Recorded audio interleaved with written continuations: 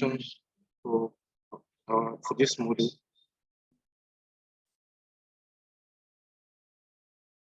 Okay. Thank you so much, sir. We Thank you. at CIBN will take all this into consideration and move it up the ladder for implementation. We want to move on to our next module, data protection and information security. I'm going to introduce our facilitator, Dr. Ayodele Bakare. So you can proceed. So sorry for the time lapsing.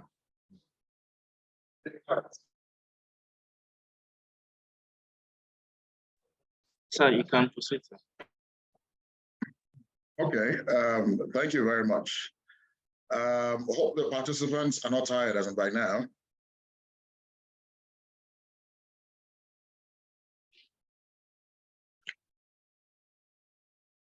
Hello? Can anybody hear me? Yes, sir. Okay, yeah. I'm asking, hope they are not too tired as of by now. Can we give like a 5 minutes break? Before I come in? Except otherwise, they are willing to as in continue, because the last, presentation, actually took a very long time.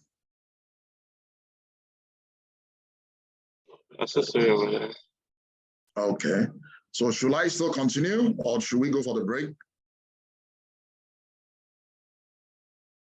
You can proceed. Okay, all right, thank you. So thank you so much, and also thank you to Mr. Hakeem Ajijola, for that wonderful presentation. He's somebody that I've known for a very, very, as a long time, and one shouldn't expect less, when it comes to, him, presenting concepts on cyber security. So just give me some seconds, to share my slides so that we can start.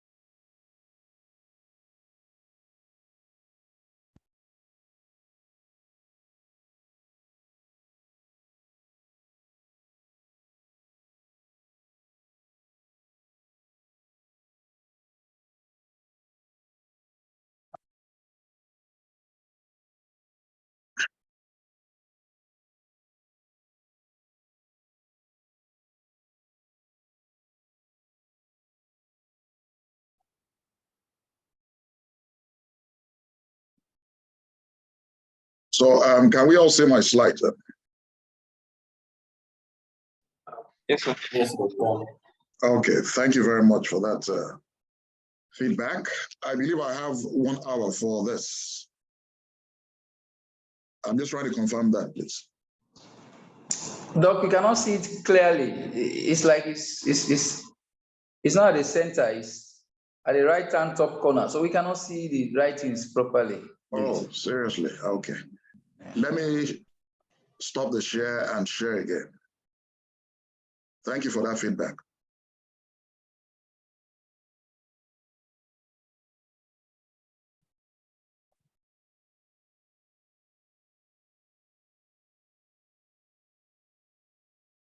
Is it better now?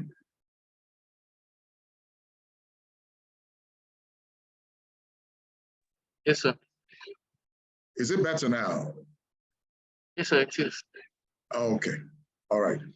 So thank you once again for that feedback. So a very good morning, to everyone here present, for this session. And, thank you for giving me the opportunity to facilitate this session on data protection and information security management. In this session, we will be looking at strategies for implementing an information security program, in our various organizations, to help preserve the confidentiality, integrity, and availability, of organizational data and information systems. In other words, address information security, and cybersecurity risks.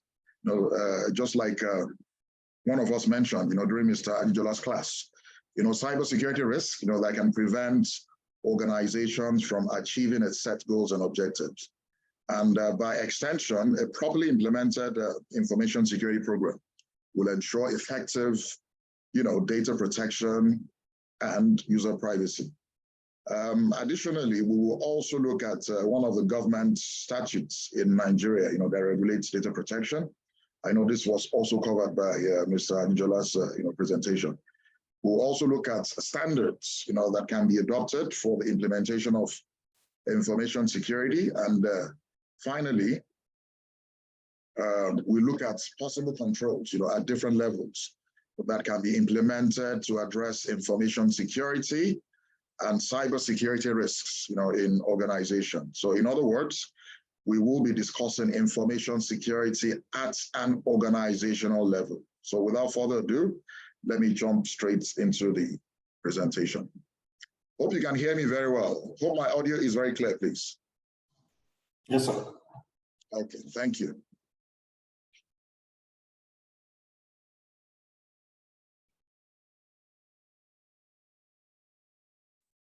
Okay, so you can look at this as a later. This is just a brief profile of me. Then, like I mentioned, our learning objectives, we include understanding of data protection and information security, the awareness of the Nigerian Data Protection Regulation, which is one of the important government regulations, as far as data protection and privacy is concerned. We'll also look at, the implementation, strategies for information security, just like I mentioned earlier. Then finally, understanding of the relationship between data protection and information security. So one is a subset and the other one is a superset. So the superset is information security. If you can effectively, implement your information security, then definitely, data protection and privacy, will have been taken care of. So what is data protection? So it is a process of safeguarding important information, from corruption, unauthorized access, loss, and unavailability. So what this means is that, data, you protect data if you consider data as being very important or valuable to you. The same way you protect, your loved ones, from any harm, the same way you protect your other valuables, from risks, that can prevent you, from getting value from them. So the same thing applies to data protection. So it involves implementing preventive or reactive measures to safeguard data or information. So meaning that there are measures that are expected, to be implemented to prevent any risk, turning into incident, that may affect, your data. So for example, locking your file, in a file cabinet may be a preventive measure to ensure that, you prevent unauthorized, access into it. Installing a CCTV camera, might be more of a reactive measure, to detect, if, a crime, has been committed, or to be able to detect, if some sort of insecurity, has, befallen your data. Then safeguard measures, can be technical or administrative or even managerial, depending on, where you are getting your information from. So technical, like I mentioned, include anything that is IT, related. For example, installation of, firewalls, installation of antiviruses, intrusion, detection and prevention, systems and the likes. Then administrative, are things or safeguards or measures that are implemented at an administrative level. For example, capacity development on information security, conducting background checks on your staff, before employing them. Those are examples of administrative measures. I will see this in due course of this presentation. Then examples of information that can be protected, include organizational data and personally identifiable data. So examples are internal memos, staff information, customer information, trade secrets, competitive advantage, strategies, emails, and other classified documents. So when it comes to your personal information, examples are, your customer names, phone numbers, house address, email, basically anything, that can identify a person, can also be protected. So to the participants on the chat box, can you send examples, of data in your organizations that you think are worth protecting, please? Let's do that as we continue with this presentation. So simple ways of ensuring data protection. Number one, identify those data or information that are important to you. It is not everything that you protect. In fact, it is cost prohibitive, trying to protect everything. So that is why it is very important you identify those data. And as you saw in the previous slide, some of the data include things that are very important for your organization. Existential data, for example, trade secrets and all that, so those are the kind of things that you need to identify, before you start putting in strategies, to protect them. So not everything, that you protect. Then classify organizational data. Okay, so the basic classifications, you have top secrets, secrets, restricted, and public. And the essence of classification is so that, you can determine the right information security as a measure or control to apply. Like I mentioned, it is not everything that is worth protecting. You have to be very efficient, with your strategies, or with the kind of measures, you put into place to protect all these things. So classifying your documents will help you efficiently identify those needed strategies, to protect the document. It will also be an opportunity for you to also determine, who should have access, to this, document. Then identify the risks that can affect the data or information. It is also very, very important, because before you apply any information security or cybersecurity strategy, you need to identify the risk first, the risk that can affect that data or that assets.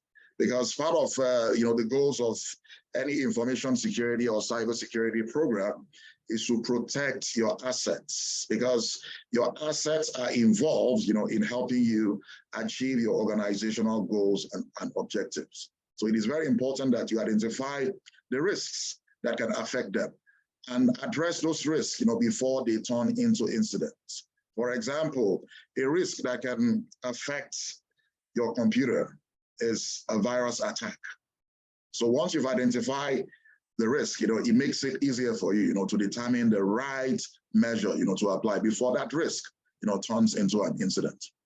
Then also identify vulnerabilities to the data or information. Vulnerabilities are just weaknesses in any system or an opening in any system.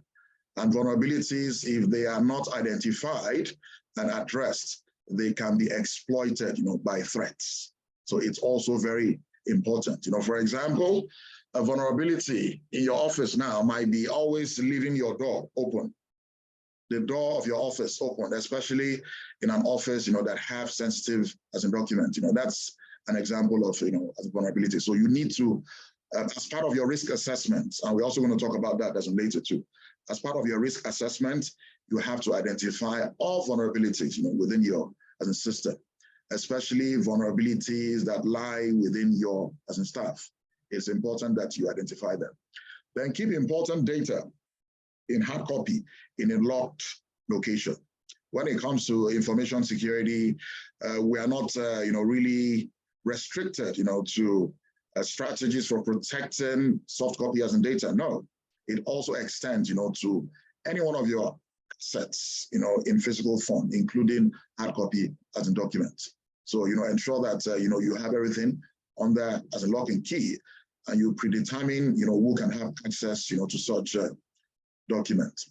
Then keep important data in soft copy, encrypted, and use complex passwords on the media holding such information. In fact, one of the requirements of an effectively implemented information security strategy or program is to ensure that all your systems, your computers, your servers are encrypted, so as to ensure that, it makes it difficult, for hackers to make sense of any, data, taken out, from such system. There are lots and lots of software out there that are not too expensive that, you can leverage, to ensure that, your systems, are well encrypted. And if your systems are encrypted, automatically all the files, data you have on them, will equally be encrypted. Then do not write your passwords on papers. Try to memorize them. In fact, this, the lack of, compliance to this, has put so many organizations, into serious problems. Where you have staff, always writing their passwords, on papers. And if you must document your password, because yes, I agree to the fact that, some passwords, if they are too complex, one may tend to, forget them. So, for such, there are other safer ways of documenting them. You can document them on your phone, but your phone also, must be encrypted.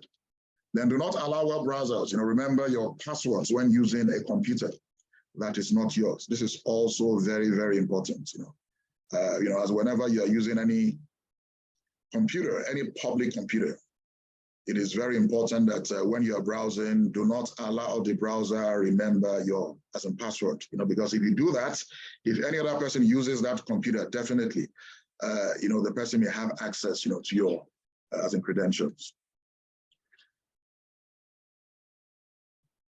Then also, do not use passwords that relate to you in any way.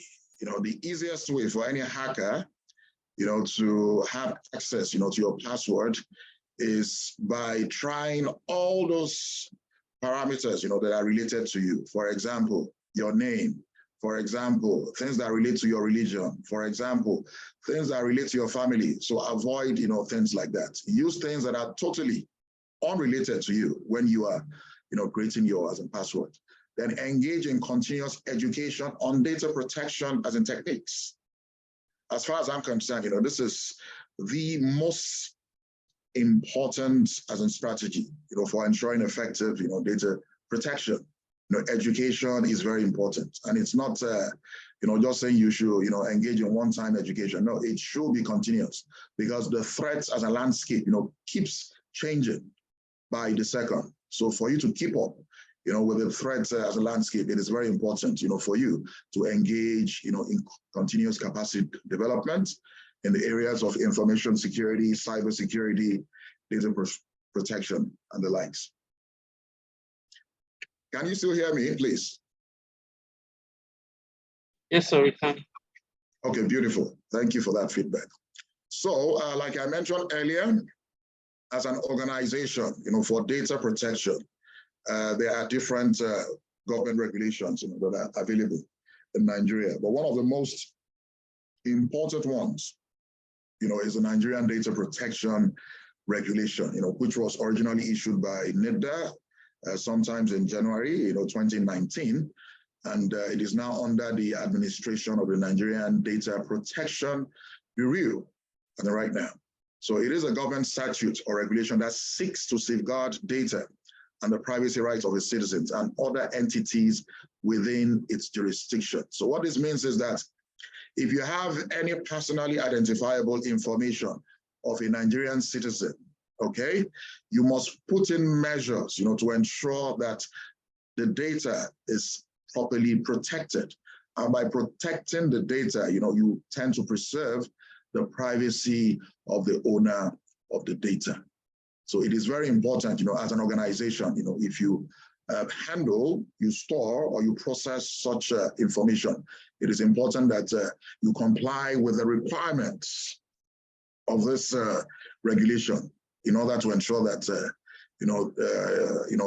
those citizens' data are properly protected. Be you a Nigerian organization or a foreign organization, operating in Nigeria, with the data of Nigerian citizens. So there are different requirements, that you're expected to, follow, like was mentioned by Mr. Hakeem Ajijola. For example, now, you are expected to have a data protection officer in your organization, that is DPO. So the data protection officer will help, you with achieving compliance. You are also expected, to employ the services of a DPCO, that is, data protection compliance organization. So these are organizations that has been licensed, of course, partly licensed by NIDA when the regulation was still under NIDA, and more, have also been licensed, by the NDPB. So they are licensed, to help organization comply with the NDPR. So ensure, especially if you handle data of data subjects, of more than 10,000, it is expected that, you employ their as in services. So the Nigerian Data Protection Bill, okay, just like it was mentioned, by Mr. Ajijola in his presentation, needs to be passed, okay, and turned into an act to give the Nigerian Data Protection Bureau, the necessary powers, and funding, to operate effectively. So as it is, it has been approved already by the Federal Executive Council, and it has been transmitted to the National Assembly, for passage into law. So very soon, probably sometimes as in this year, the act, will have been passed, by, the National Assembly. And the very good thing with it being passed is that it will increase the trust and confidence international organization or countries, will have in us. In fact, more international organization will be willing to do business as with us, because by then, they know that, Nigeria has a data protection, to ensure that, data of, their citizens are also as in protected. So what are the penalties for violating the NDPR? Simply put, 10 million naira or 2%, of data controller processors annual gross revenue, whichever is greater. That is if you process, more than 10,000 data as in subjects. But if you process less than 10,000 data subjects and you violate this regulation, then you're expected to pay 2 million or 1% of, your annual gross as in revenue, whichever is as in greater. And it also includes as in jail time, okay, for CEOs or management staff, of the violating organization. So I think this is really very important, for us, to know and ensure that, we comply with the regulation. So we are done with data protection. So we are now moving into information security. So like I mentioned earlier, information security is more of a superset, to data protection. Effective implementation of an information security program, will definitely, guarantee data protection. By extension, also assure the privacy of the user or the owners rather, of the data. But before we go into information security, it's also very important that we look at it from the perspective of regular security. So when it comes to regular security, there's a state of being free, from danger or threats or harm. That is a state of being safe. So if you apply that, to information security, what we're just simply doing is to apply the same concepts, okay, to data or assets, that are useful to our organization. So in other words, information security can be defined as a state of your information being free from danger or threat or harm. And these three things, are what I identified earlier as risks: information security risks, cyber security risks, So we need to ensure that we identify them and we put in the necessary measures, to ensure that our data and other assets within our organization, are well protected.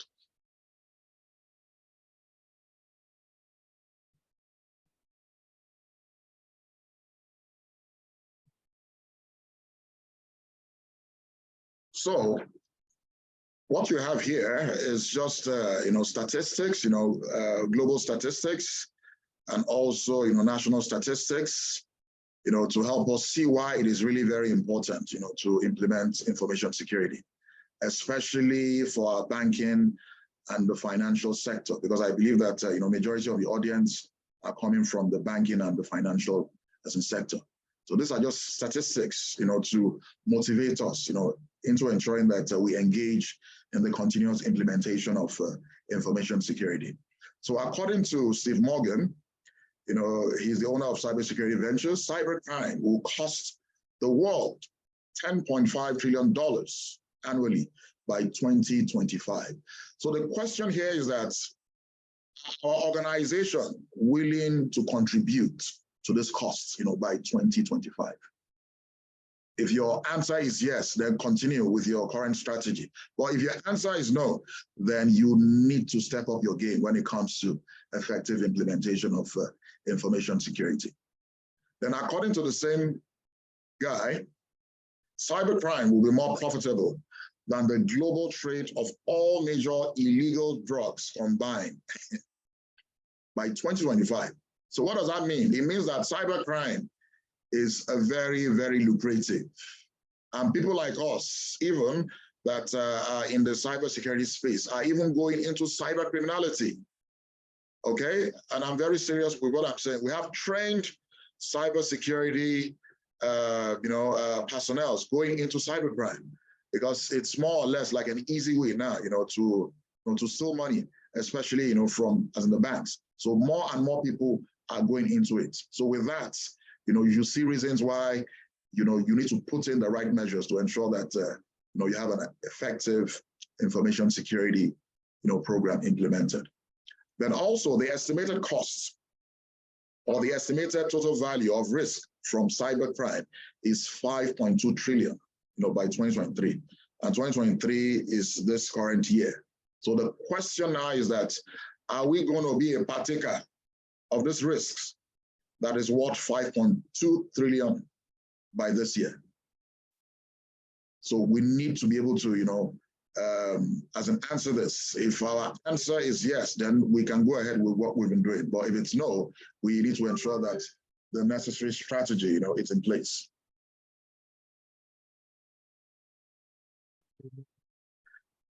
Yes, can we still hear me? Sound check, please. Am I still audible? Yes, sir, you are. Okay, thank you very much. So according to NIDSS, in the first 9 months of 2020, fraudsters attempted 46,126 attacks in Nigerian financial institutions, and they were successful on 41,979 occasions. That is about 95% of the time. So which shows you that just like I mentioned, the cybercrime space is a very lucrative as a space, is a very lucrative as a market, okay? And it also shows that the banks and other financial, organizations are not really putting enough measures in place, to protect, their assets, including, their customers' assets, which is their finances and properly. Otherwise, we shouldn't have as much as this. I know lots and lots have been done, but at the same time, we need to do more. Then according to the same NIDSS, 4 Nigerian deposit money banks lost a total of 1.77 billion naira to fraudulent activities, involving the banks, employees, and consumers in 2021. So here now, aside from external attacks, we are also, having insider threats. That is your employees, being complicit, okay, in committing fraud, especially electronic, based as in fraud. So these are huge numbers. And this is something, worth thinking, as far as, information security is concerned. Then also a popular bank in Nigeria recorded a total of 17,911 cases of fraud in 2021. And out of this, you have 17,697 as electronic fraud, which shows you that criminals, as in, now turning away, from taking money, as in from the bank, through physical means. Now they are leveraging on digital technologies, because as far as they are concerned, it is easier, for them, to hack into banks, to commit frauds, through the digital as in channel.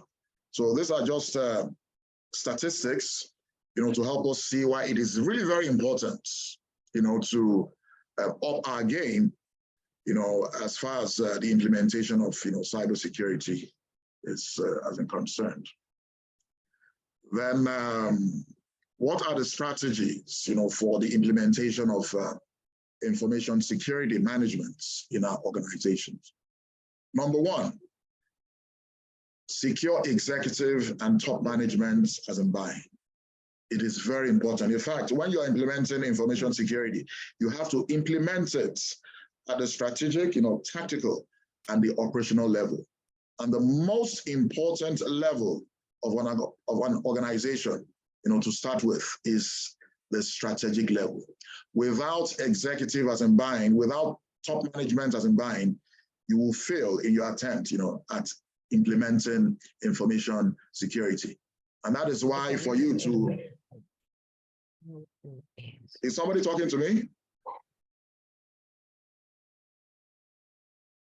So, and that is why it is really very important that you provide a business case, a very strong business case, to top management, so that they can provide the necessary support, for you to implement your information security program. Then create an info. Please, can we mute our mics if we are not talking, please? It's causing distraction. Thank you. Please, can we mute our mics if we are not talking, please? Thank you. So create an information security objective. Without an objective, then you'll just be wasting your time and resources implementing information security. So what are your objectives, for even implementing information security? And one way of couching a useful objective is to look at your corporate objectives. Look at your corporate objectives. Look at your corporate as in goals. Okay, so if you look at that and you understand that, then it will be easy for you, to create an information security objective, because your information security objective must align perfectly with your corporate set goals and objectives. Without an objective, it will not even make any sense for you to start implementing an information security program. Then create an information security strategy. A strategy in this context is just a to-do list. It is also very, very important that you have all that. So the strategy, you detail all the requirements in ensuring an efficient and effective, information security program. Then create an information security program itself. So creating an information security program is you implementing the strategy. So the program is you implementing the strategy. Okay, then identify information that are critical to the existence, competitiveness and prosperity of the organization. I mentioned this earlier. Any data that is existential or any asset that is existential must be given the topmost priority. Okay, and this includes your, your trade secrets, just like I mentioned earlier, or anything or any data, if or compromised, can lead, to the non-existence, of your organization. So it's very important that you identify all this information, before you proceed. Then identify information asset that hold and manage this asset. Yes, I've also mentioned that, for every data, there's an information system as an asset, that will be holding it. Identify all that too. Then identify and adopt an information security standard. There are so many standards, and we'll also look at that, much later in this, presentation. But one of the most popular ones is the ISO 27001. That is on information security. Sorry, this has been updated. I think they have the 27001 column 2022 as of right now. So please disregard this. So this has been updated to 2022. Then create an information security management system for you to successfully implement an information security program. You need a team, some sort of governance, and also operational team. And they are usually referred to, as information security management team. They can come as a team, they can come as a unit, or they can even come as a full-blown, departments, depending on, the resources, your organization has, or the importance your organization places on the information security. So under this team, unit or department, you have the information security managers that will be responsible for the overall coordination, of, the team.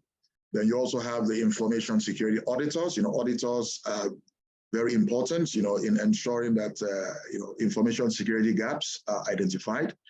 Then information security implementers, they're also important, to ensure that any gap identified by auditors are addressed. Then you have your risk managers, which is also, if not the core of information security. So risk managers will help you conduct routine risk assessments. And what is risk assessment? Risk assessment is just a way of identifying assets within your organization, identify the kind of risks that can affect these assets, analyze this risk, meaning that you try as much as possible, to have an in-depth knowledge, of the risk.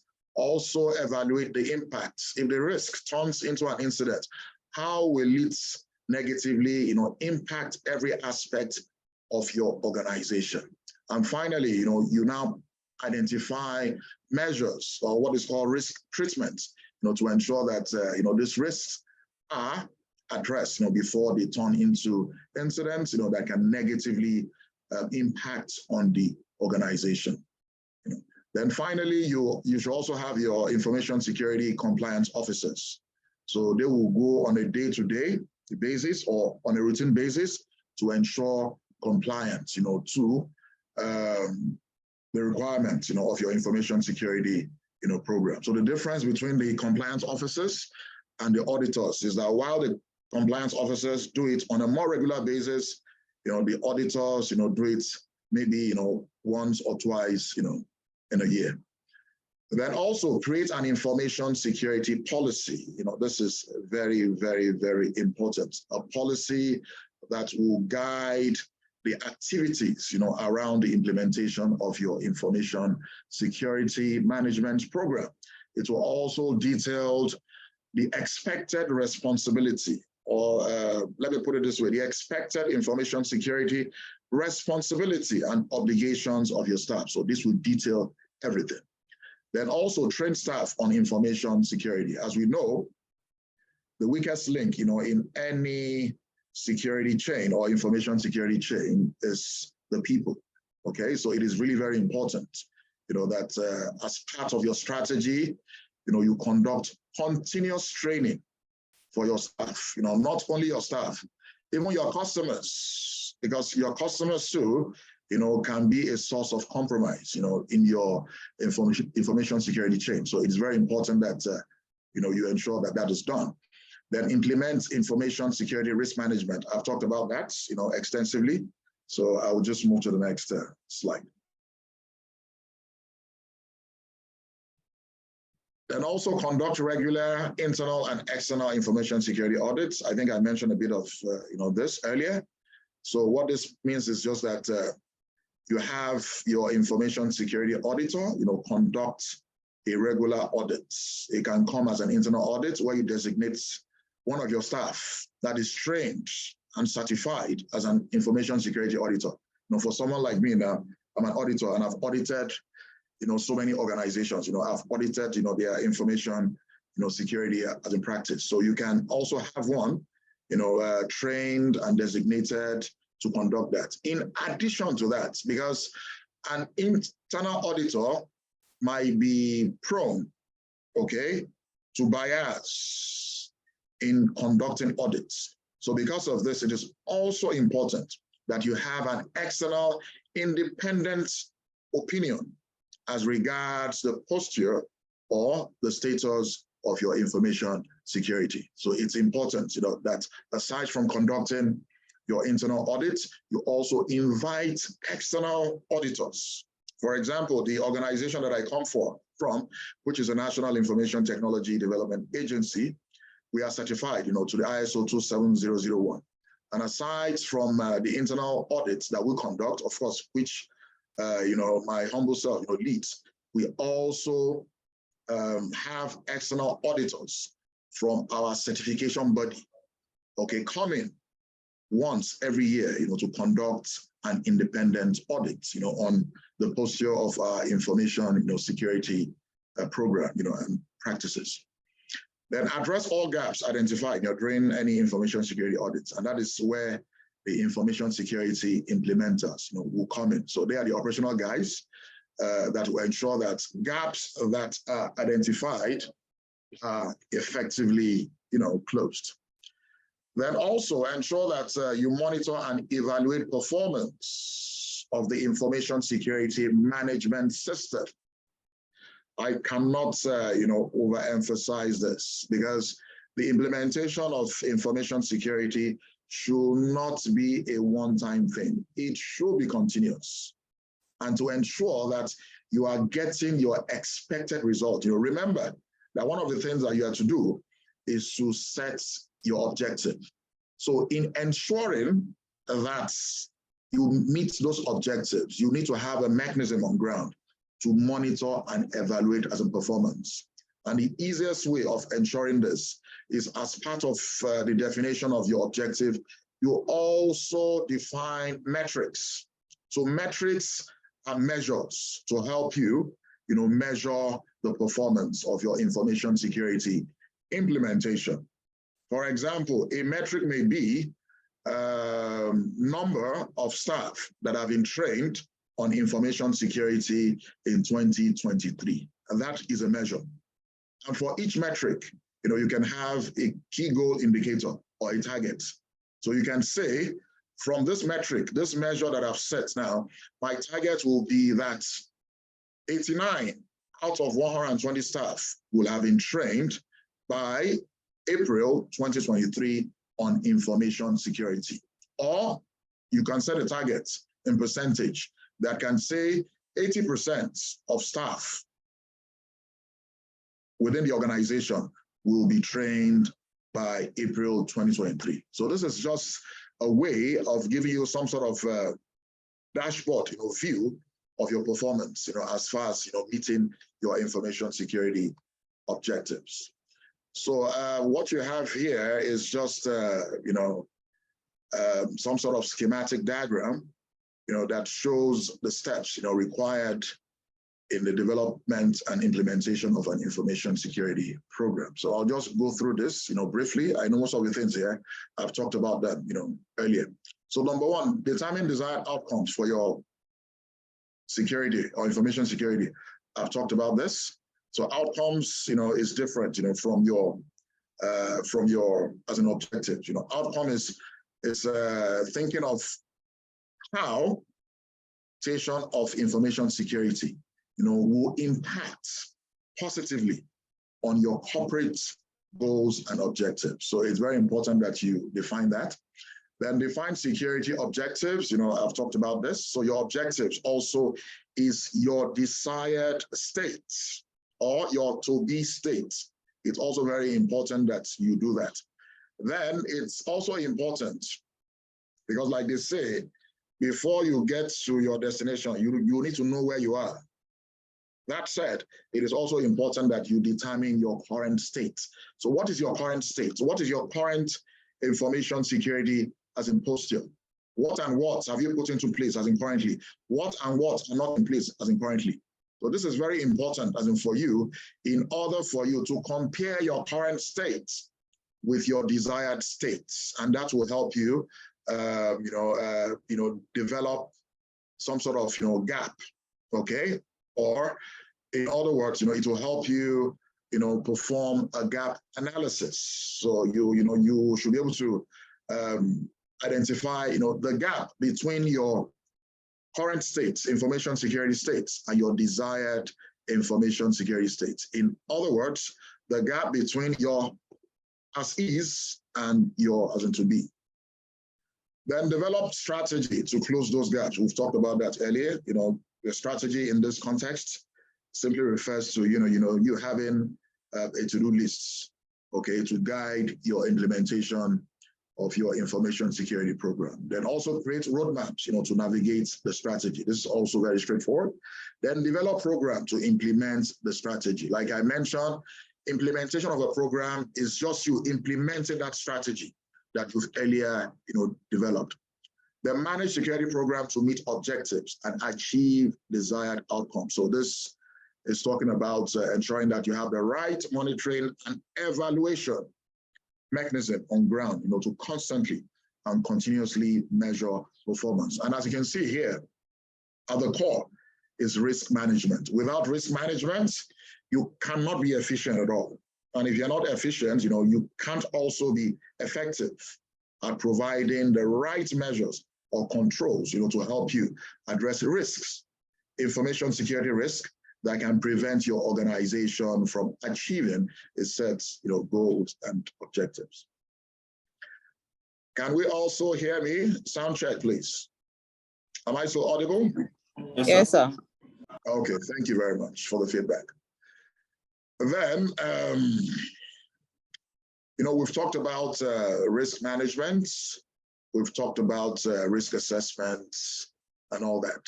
So now we are moving into the controls and measures to be implemented that will ensure that the risk you've identified do not turn into incidents that can negatively impact your organization. So there are different levels, of implementation of measures or controls or treatments, as we in the risk as a management space, do say. So these are, some of the things that are expected. Of course, this is not an exhaustive list, but this is just to give you an idea of what may help you, address, the risks or information security risks, that may impact negatively on your organization. So on the first level is the effective compliance to government statutes. So there are so many of them. So the ones here, are the ones that, really affect, majority of organizations in Nigeria. For example, you have the bank's employees, ETC, declaration of assets, that guides you, okay, on ways, to ensure that, before you employ any staff, you conduct, the right, background check. You also ensure that, they declare their assets before and after, leaving your organization. Then you also have this risk-based cybersecurity framework and policy guideline, which was released in CBN, I think sometimes July last year, yes. So this is, to provide some sort of guide to help the other financial companies, okay, to guide them in ways of situating risk management at the core of their implementation of, cyber security. Then also you have the Cybercrime as an act that has been also, talked about extensively, by Mr. Hakeem Ajijola. Then also the Nigerian Data, Protection Regulation. So it's very important that we understand what the government is saying as far as information security is concerned, and to comply as in by them, to comply with them as in rather, so as to ensure that, our organization, benefit, from the intention of this statutes. Then the other level of control is a technical control. So like I mentioned earlier, these are digital technologies or IT related, equipment or devices, to help, protect your assets, including your data. So, these are just a list, firewall, we know what a firewall is. Firewall is just to control, access in and out of your network. Then also you have the intrusion prevention detection system that, applies a more heuristic an intelligent strategy, in detecting any form of intrusion, into your network. Then you also have fraud detection system. This is very useful, especially for as in banks, to detect, fraud or even to predict fraud. Some of this system, does what is called predictive as a modeling, by using statistical as a methods, So this are also very important. Then the anti-malware, like your antivirus, and the likes. So those ones are really very important. Ensure that you have all of this installed on your system, to protect your system against viruses, Trojans, worms, and the likes. Then engage in multi-factor authentication. Ensure that majority of your systems, especially your very sensitive system, especially the one used by banks to interface with their customers, ensure multiple factor authentication. And what is multiple factor authentication? Is by ensuring that users on your platform, use basically, three things, things that they have, things that they know, and, things that they are. For example, things that you have is your password, things that you have maybe your, your as in token, and things that you are, maybe your fingerprints or your iris and all that. So it's very important that you have this implemented so that you make it, harder for hackers or nefarious actors, have unauthorized access, to customers' accounts. Then also ensure you implement encryption on all your web portals that require access, that require secure access. It's very important. And SSL here, stands for Secure Socket Layer, and TLS stands for, Transport Layer, socket. So it's very important that, you ensure that all your applications, especially your web-based applications, are well secured. So what this does is to create a secure channel between those portals and the users. The users may be your customers, so that whenever they try to log on to the systems, they are logging in through a secure channel. And if they can log in through a secure channel, then they will have prevented, nefarious actors or hackers from, having unauthorized access, to their login credentials. Then also enforce password complexity. So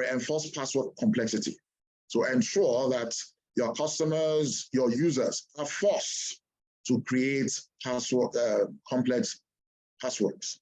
Don't leave it to them, to create it, because if you leave it to them to make their password as a complex, most of the time, they will never create complex as a password. So ensure that your systems enforce it automatically. Then authentication, validation, authorization systems, ensure that you have it, as part of your, login procedure, to ensure that users are properly authenticated. They are properly validated, they are properly identified, and they are properly authorized, to use the resources that they are meant to use within your system. Then very importantly, data backup. Data backup is really very, very important. In fact, this is more like a reactive measure, okay? In fact, there was an organization that I've worked with earlier, recently, their websites, was defaced, with pornographic content, but they were able to recover, because they had backups, they conduct regular as a backups. It's not every time preventive measures doesn't work. In fact, there's no information security measure that is 100% as in foolproof. That is why it's always very important that aside from implementing preventive measures or controls, also ensure that you have recovery or reactive ones. So ensure that. Then also, in addition to data backups, ensure that you have a disaster recovery site. So the difference between doing a regular backup and a disaster recovery site is that while the former takes a bit of time for you to recover, the latter allows you near instant recovery. For example, your very important web portal, has just been hacked, it's down. You can easily just fail over to another web portal that has been deployed on a disaster, recovery site.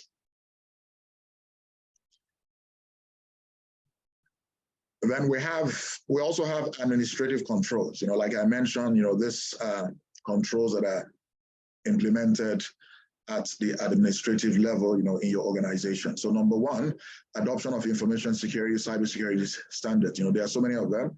There's ISO, there is the NIST. If you work with, cards, there's also this PCD, DISS, standard, that you can also work with, just to ensure that you are guided in your implementation of your information security program.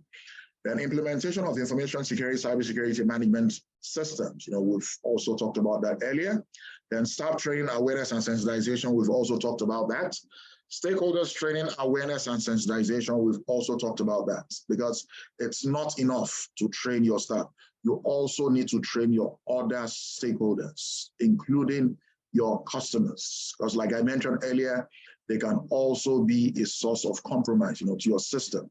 Or they can also be a source of compromise to themselves if they are not properly trained. So they need to be trained on areas, such as social engineering, to know how to protect, their passwords, and the likes. Then staff continuous background checks. I've also talked about this. It's very important. Before you employ any staff, make sure you do a proper background check. Know who exactly the person is. Okay, and even when the staff, especially for sectors that are sensitive as a banking and financial, sector, also ensure that even when they start working, you conduct a continuous background check, just to ensure that they remain, who, they are, before they were employed. Then business process management is also very, very important. In fact, the best way of implementing information security is to implement it on your business as a process. And what are your business processes? They are processes that come together and align with your corporate, goals and objectives. So what better way, to protect, your assets, to protect all this, like ensuring that you apply information security concept, at the process as a level. So the very first thing for you to do, in this regard is to even identify all the processes within your organization, document all these processes, know who and who, is involved with this as in processes, optimize the as in processes. Where you have redundant processes, optimize them. It is after when you do all this, it now becomes easier as in for you, to now implement the right strategy at the process level, to ensure that, your organization is not impacted, by information security risk. The manual review of transaction and fraud detection systems. It is not advisable that you rely most times, on automatically generated, logs, from your information system. It's also very important, from time to time that you manually, just review these logs, to be, to be sure if any unwarranted action, has been performed, on your systems. Then risk management, I've talked about this. Then business impact analysis and business continuity plan. This is also a reactive measure. If disaster strikes, you should have identified and listed steps, resources, people that will ensure resilience whenever a disaster strikes. So it's very important. Then also classification of information. I've talked about this earlier, ensuring that you classify your information or your data according to their importance.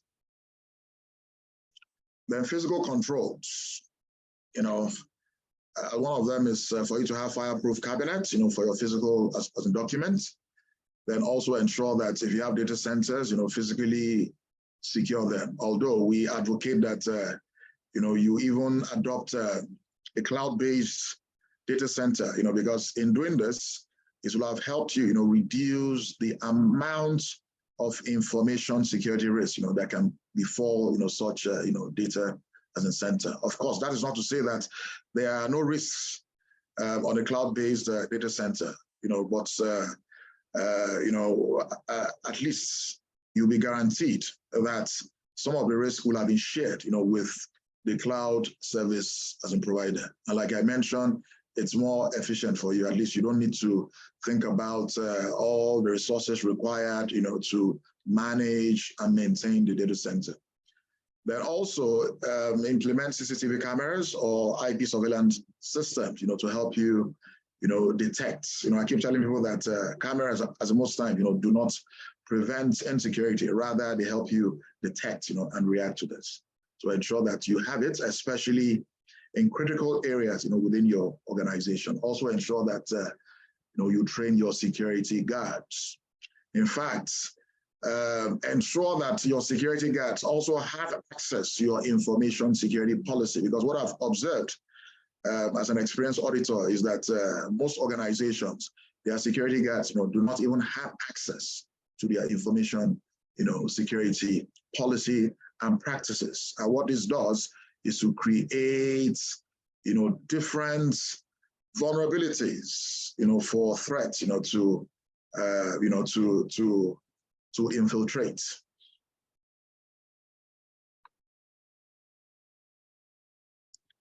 Can you still hear me, please? Yes, sir. Yes, sir. Okay, thank you for the feedback. So, information security standards. Like I mentioned, ISO 27001. Now it's :2022. This one is outdated. So please ignore this, okay? The current one is 27001 :2022. Although not most organizations, have actually adopted this. Many organizations are still working with the 2013 because moving requires investments, investment in so many things. But it is expected at least organization by the end of this year adopts the latest ISO 27001. And this is an international standard that is adopted, by most organizations as far as information security is concerned. Then you also have the NIST, that is the National Institute of Standards and Technology. So this is more of the US national information security as a standard. But of course, that doesn't mean that other organizations outside US, cannot adopt it. But it's majorly the national. Please, can we mute our mics? We are causing interference here, please. Thank you. Then you also have the Federal Information Processing Standard. This is also a US, national standard, on information security. And that doesn't mean that, any organization outside the US, cannot also adopt it. Then you have the PCI DSS, that is a Payment Card Industry Data Security Standard, which I mentioned earlier. So this is more of an industry as a standard. And it's usually very useful, to organizations, that work with, payment cards, such as banks, and, online payment organizations.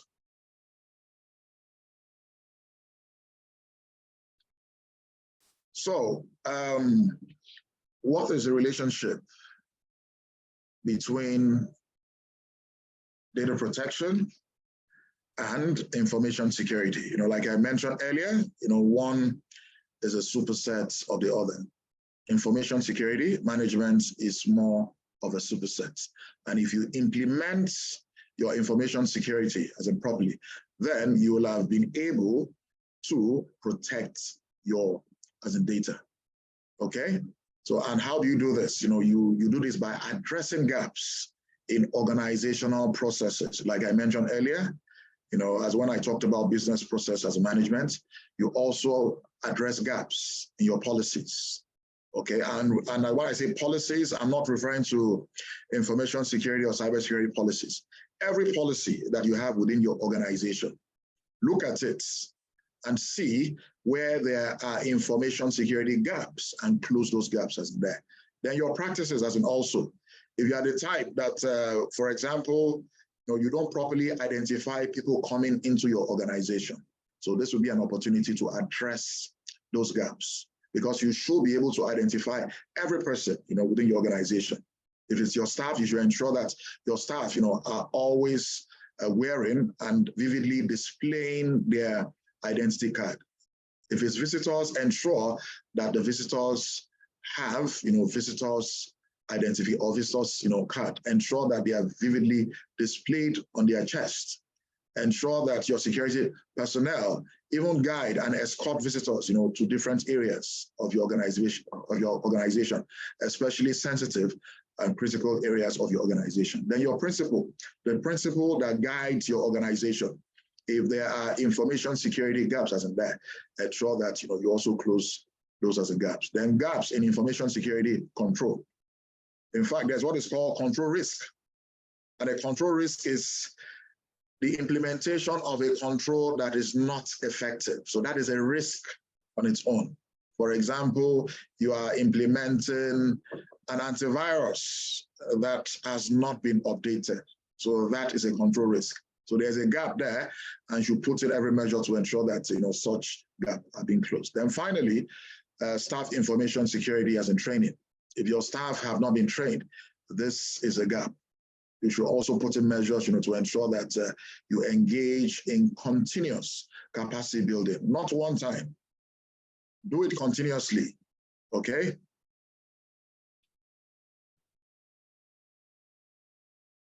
So, and I think this should be the final slide for this presentation. I hope I've been able to keep myself within the 1 hour, allotted to me. So what is the way forward? The way forward is to ensure that you evaluate current implementation of data protection and information security in your organization. Like I mentioned earlier, ensure that you conduct a self-assessment. Determine your as-is. What is the current situation when it comes to data protection and information security in your organization?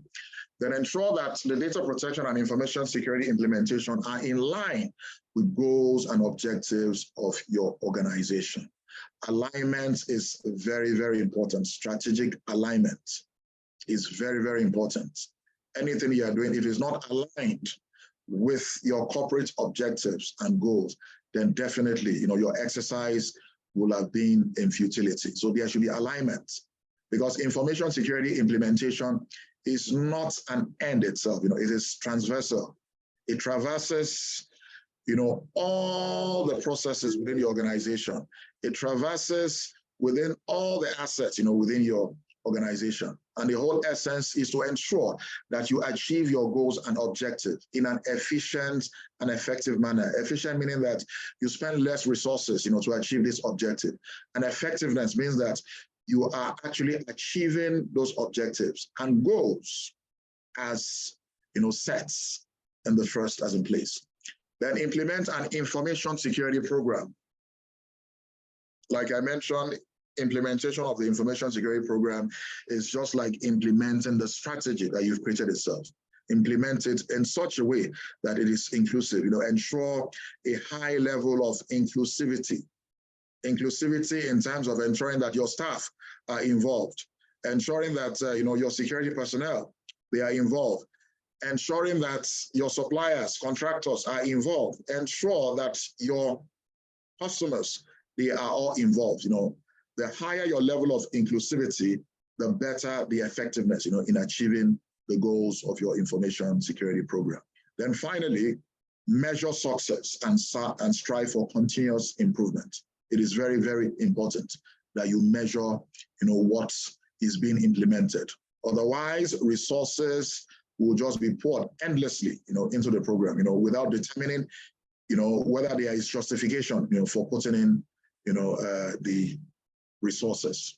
So I believe that if we can implement all this, then we will have been able, to a large extent, being able to ensure effective, achievements of our organizational goals and objectives. So I think at this juncture, it will be safe for me to put this presentation, to a conclusion. Thank you so much, for your time and your audience, I'm most appreciated.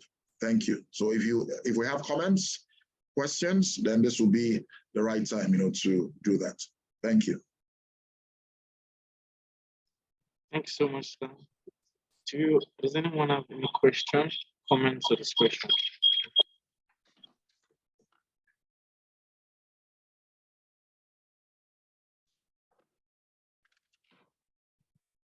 Okay. Questions?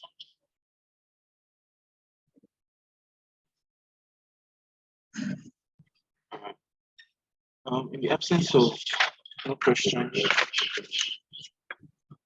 with the permission, we can move. We want to move on to the next module.